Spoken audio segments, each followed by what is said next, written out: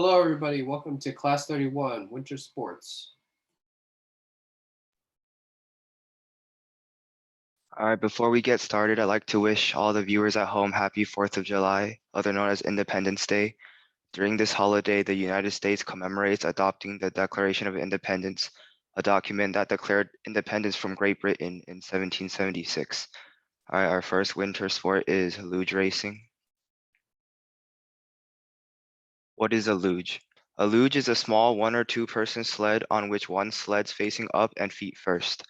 A luger steers by using the calf muscles to flex the sled's runners or by exerting opposite shoulder pressure to the seat. Racing sleds weigh 25 to 25 kilograms. Lugers can reach speeds of 145 kilometers per hour or 87 miles per hour.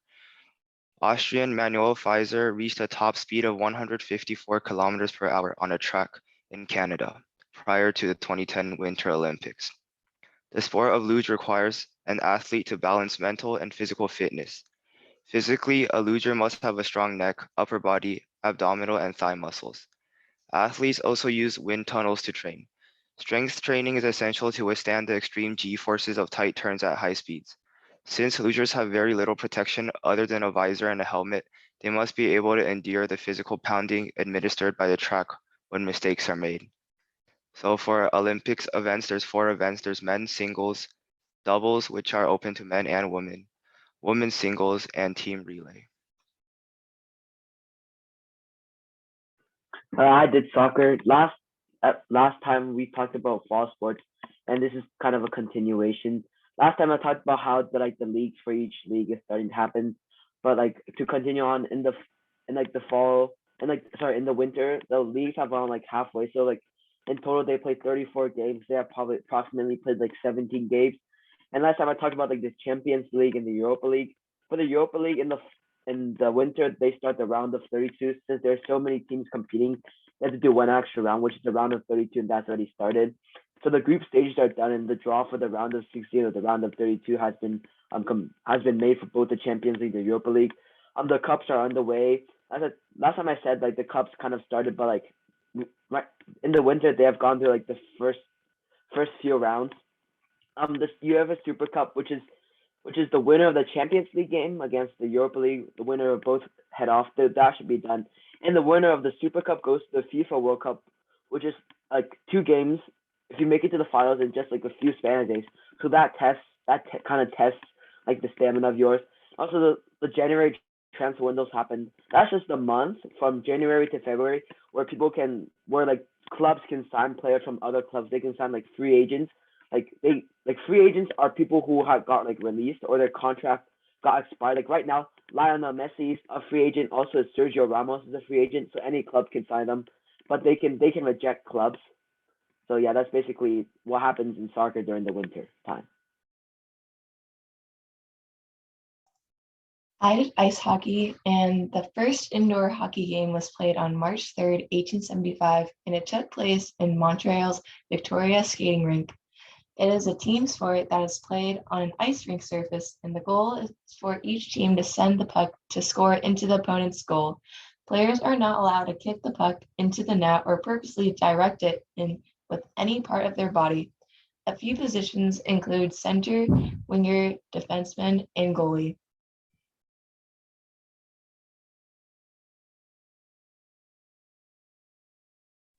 I'm Josh, and I'll present alpine skiing.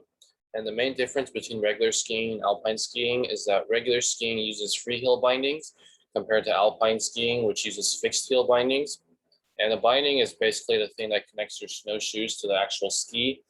And alpine skiing is an actual type of Olympic sport, and there are 5 sections in the Olympics, and they are downhill skiing, slalom skiing, giant slalom, super giant slalom, and alpine skiing combined.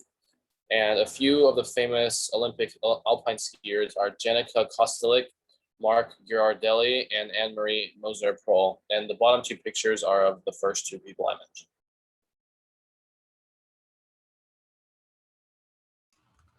Ice climbing evolved from mountain climbing. It is basically mountain climbing, except on ice formations such as glaciers, ice falls, frozen waterfalls, cliffs, and more. Equipments needed for ice climbing include boots, crampons, ice axes, a helmet, a harness, ice clippers, a backpack, anchors, headlamps, and more.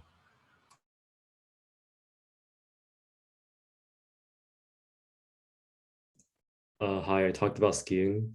So skiing is a method of transport using skis to glide on snow. It's a competitive winter sport. The word ski originally comes from an Old Norse word that means split piece of wood or firewood.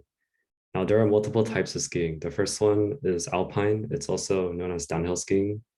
There's also Nordic skiing, which includes cross-country skiing and ski jumping. And the last one is telemark skiing, which is a ski turning technique.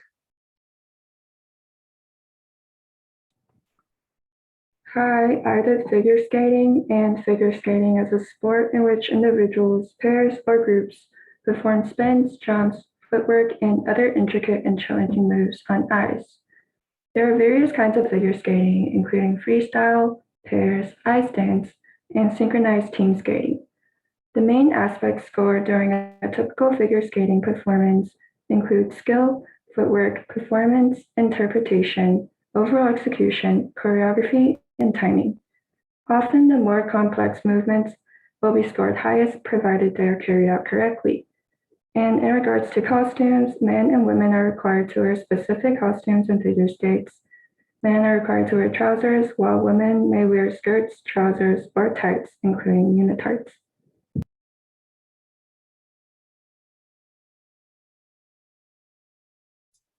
Hi, I'm Mark, and I'll talk about snowmobiling. So in case that you're not familiar with what a snowmobile is, it's a land vehicle designed for winter travel on snow. And even though it was invented to transport things, many people have taken on snowmobiling as a serious hobby. Snowmobile do not have any enclosures except for a windshield, and it is propelled by a combustion engine in the back, and the driver can control the direction by turning the skis at the front. And its top speeds are like up to 90 miles per hour, which is pretty fast. And the age requirement for driving a snowmobile is different for each state in the US. And in other countries, such as Norway and Sweden, you even need a special snowmobiling driver's license. However, even though it's very fun to snowmobile, the sport is pretty dangerous because the speeds are very high and you can like get thrown out. So all snowmobile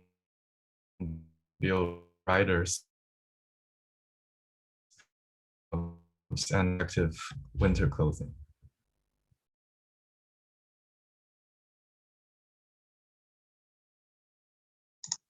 Hello, today I'll be introducing curling.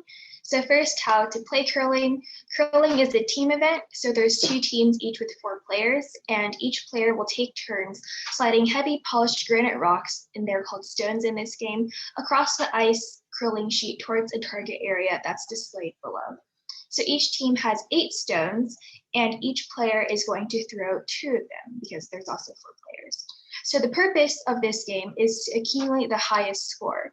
So to do that, points are scored for the stones resting closest to the center of the house, which is the target displayed over here. And at the conclusion of each end, which is completed when both teams have thrown all of their stones. So whichever team gets closest to the center will score the most points and win the game. For a brief history on curling, it originated in Scotland in the 16th century. It was included in the Winter Olympic Games since the 1998 Winter Olympics. And during that Olympic Games, there were men and women's tournaments. Since 2018, it has included mixed doubles tournaments with 2 men and 2 women per team. And currently, the sport, at least in Olympic history, is dominated by Canada, who has medaled 11 times in all 3 events. At the 2022 Winter Olympics held in Beijing, it will be the 8th time that curling is on the Olympic program. 10 nations will compete and it will be held at the Beijing National Aquatic Center.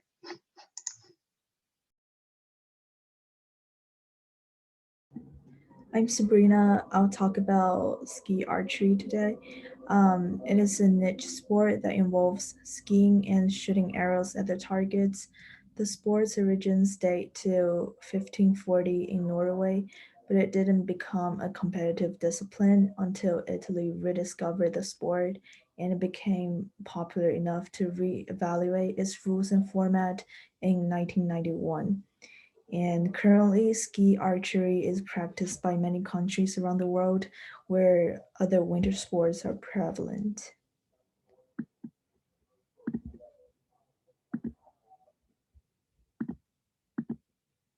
The targets used are 16 centimeters in diameter and are placed 18 meters away from the shooting line. Archers have to shoot 4 arrows at each target from a kneeling position.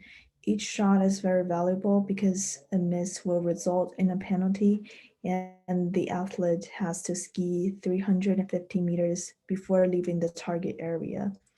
The skier to first cross the finish line is declared as the winner.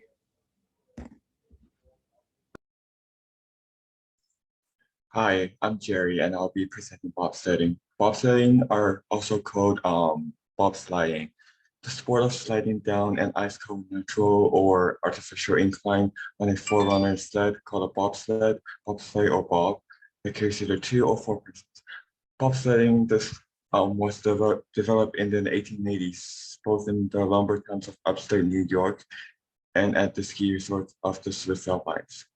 The first organized competition among teams consisting of 3 men and 2 women was held in 1898 on the Crestaron at St. Moritz in Switzerland.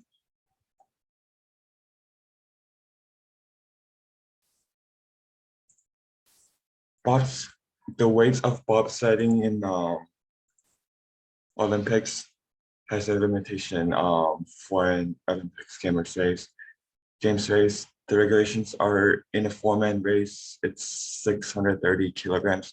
On a 2-man race, it's 390 kilograms. On a 2-woman race, it's 340 kilograms.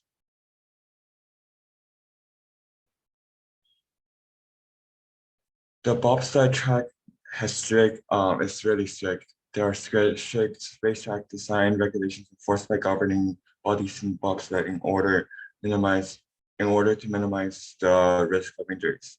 Tracks must be between 1,200 to 1,300 meters in length. Tracks must accommodate vehicles with a speed of 80 to 100 miles per hour to maintain in the first 250 meters.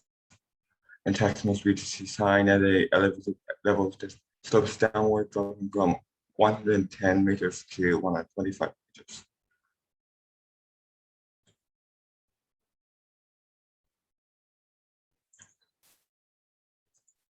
Athlete safety for bobsledding, every athlete is required to wear a self-protective clothing. This includes helmets, eye goggles, uniforms, bike shoes, and Kevlar vest for brakemen in order to prevent friction burns.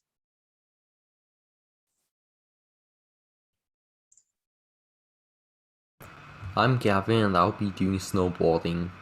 Snowboarding is the sport of sliding down a mountainside covered in snow on a snowboard. It features in the Winter Olympic Games and Winter Paralympic Games. The development of the snowboard was inspired by skateboarding, sledding, surfing, and skiing. Snowboarding started in 1965 and was invented by an engineer named Sherman Poppin. It was originally called a snuffle. There are many different styles of snowboarding. Some examples are jibbing, freeriding, and freestyle.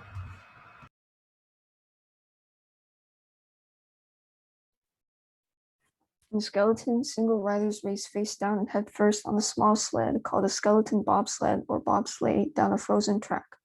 The race begins with a running start at the beginning of the course. Both the sport and the sled may have been named skeleton because of the skeleton-like appearance of the sled.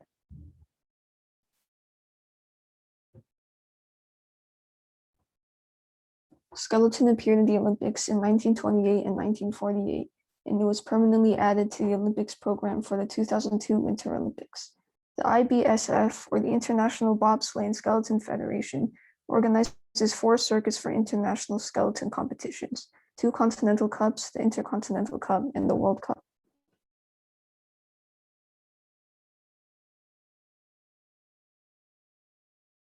I'm Andy, and I'll be explaining skating. The basic ice skating rules. Men and women have to wear certain clothing. Men have to wear pants and trousers. Women have to wear tights, trousers, and unitards. Certain music types are allowed unless wearing headphones, which is highly not recommended. If wearing costumes, it can't be too decorated, and there are 2 types of skating methods, which are singles and pairs. Equipment needed for ice skating are elbow pads, gloves, helmets, and ice skates.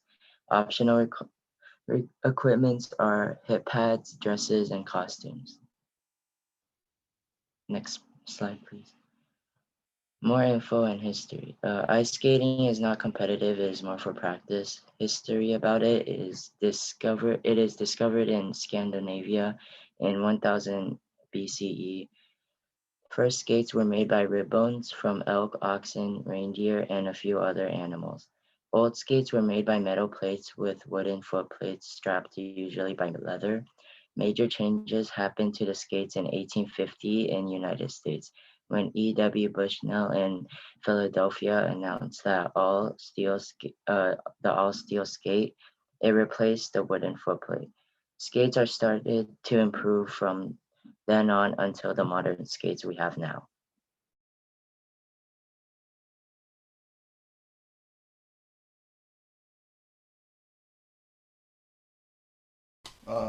I'm Paula and I'm doing snow kiting. Snow kiting is a form of kiteboarding on the snow. Basically you use a parachute to you like glide using the parachute as sort of like a kite. And you can snowboard or ski to gain speed and momentum to start gliding with the parachute. And there are like 2 types of snow kiting, and there are skis and snowboarding. And skis give you more control, while snowboarding gives you a similar feel to water kiting, which many people are already familiar with.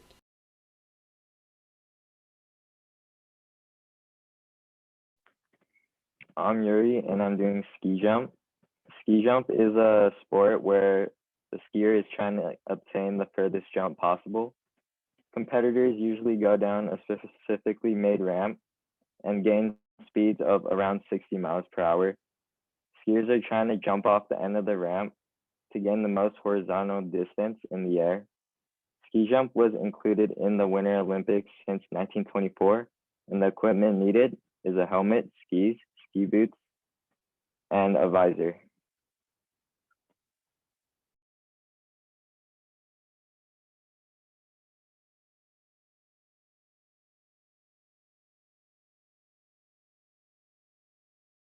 Paragliding.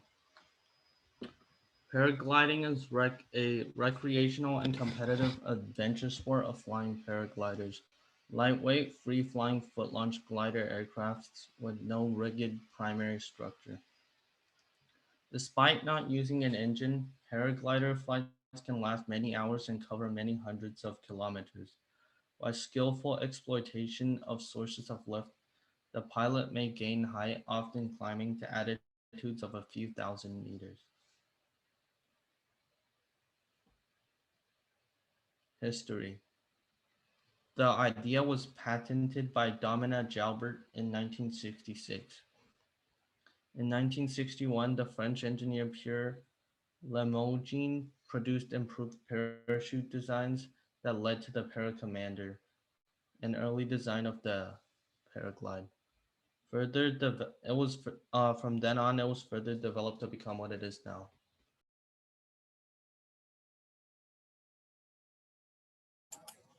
What is speed riding? Speed riding, also known as speed flying, is a hybrid sport that combines elements of paragliding and parachuting.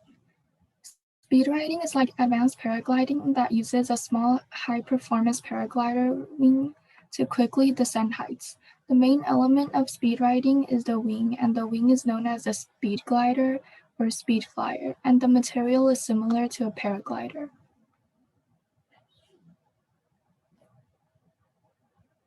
What is the difference between speed riding and paragliding? Speed riding is meant to create a fast, thrilling ride close to the slope, while paragliding is usually to maintain a longer, more gentle ride. Speed riding is also gliding down a slope, while paragliding is soaring from a slope. The landing technique for speed riding is similar to the technique used in parachuting. However, parachuting is done from a plane or a fixed object, and the wings are designed to arrest the free fall.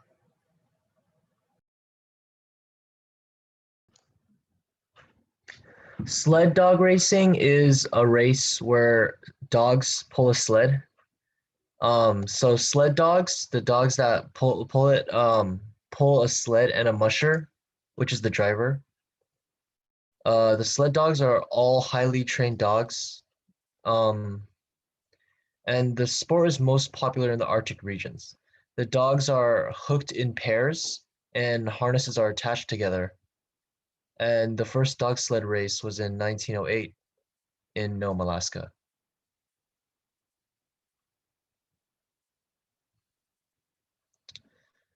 In sled dog racing, some of the races are sprints of only 4 to 100 miles. Other races, the dogs have to pull from 130 miles, or longer races from 300 to 1,000, which might take a few days. The races are also separated into the number of dogs on a team. Like a sled can be pulled by 4 dogs, and that would compete with another sled that has 4 dogs, or 8 dogs, or unlimited. It's a timed competition, and the first team to complete it is the winner.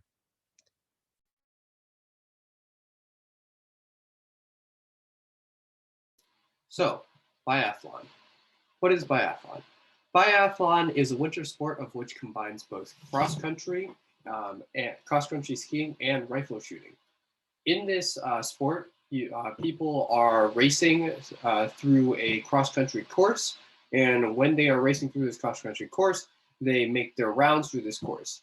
After they make one round, they will be forced to enter a shooting contest. They will be forced to hit targets along a range, and depending on their accuracy in their target shooting, they may have time added on if they did poorly, or other such requirements to be taken and penalties to be administered if they do horrible on the shooting section. The shooting rounds are not timed, but depending on your missed shots, you can also be required to also ski more. And these sections of shooting are one of the tougher parts. The skiing part requires the athlete to be both physically capable, but in the shooting part, you would have to be technically capable to be able to hit the targets at long range. In biathlon, there are usually many different skiers. Sometimes even there are different sections, such as individual, group, and other such sections. However, in some of the main biathlon competitions, it's mainly a large group of skiers all competing against each other. Next slide, please. So, how is biathlon generally played? So, as I've already mentioned, the biathlon competition consists of a race throughout a cross-country trail system divided into 2 or sometimes even 4 shooting rounds. These shooting rounds will be divided into their own separate categories between prone and standing. The contestants will then continue to go through the course and the shooting, and the contestant with the shortest time wins. For each shooting round, the biathlete must hit 5 targets or receive a penalty, and will receive a penalty for each missed target, which varies according to competition rules. These penalties go, for example, the skier might have to do a 150-meter penalty loop. This usually takes 20 to 30 seconds for the elites. However, depending on weather and slow conditions, this could take longer or this could take shorter. There also could be penalties such as adding a minute to the skier's total time, or you have to use an extra cartridge. You have to use an extra cartridge to hit the target.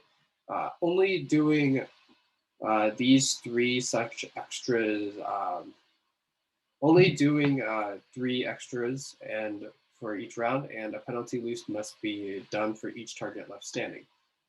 So I understand that biathlon sounds very complex. However, it is actually very simple in the general scheme of things, as there are mainly just 2 core aspects. There's the skiing part and then there's the shooting part. The skiing and the shooting part are both very core aspects of the sport. However, being able to master at least one will usually be able to get you at least a good time. Probably one of the more important parts of the sport is actually the shooting section, as the shooting section is probably the toughest part to get down for a athlete. And athletes of which do such a thing, take the shooting part, are probably going to have a tougher time and will have to take more rounds if they fail in the shooting section, compared to other athletes of which maybe have mastered the shooting section. They probably will have an easier time getting a better score because the skiing section is actually not as difficult as the shooting sections for each. So that is biathlon. Thank you. Hi, I'm Steffi, and I'll be presenting ski biking. So first of all, what is ski biking? Ski biking, also known as ski bobbing, involves a bicycle-type frame attached to skis, and the longer rear ski is fixed while the shorter front ski is mobile for steering. This sport requires edge control similar to skiing or snowboarding, but a key difference between ski biking and skiing or snowboarding is that the athlete is sitting and not standing. So some fun facts about ski biking. The first international race was held in 1954, and ski bobber Erich Brenter, who is Australian, set the world record for downhill ski bobbing speed at 102 miles per hour in 1964. Ski bikes can cost anywhere between $1,700 and $3,000. And the first ski bob-like device was patented in the US in 1892 by J.C. Stevens, and Swiss mailmen and delivery boys used the device, but the sport didn't develop until after World War II.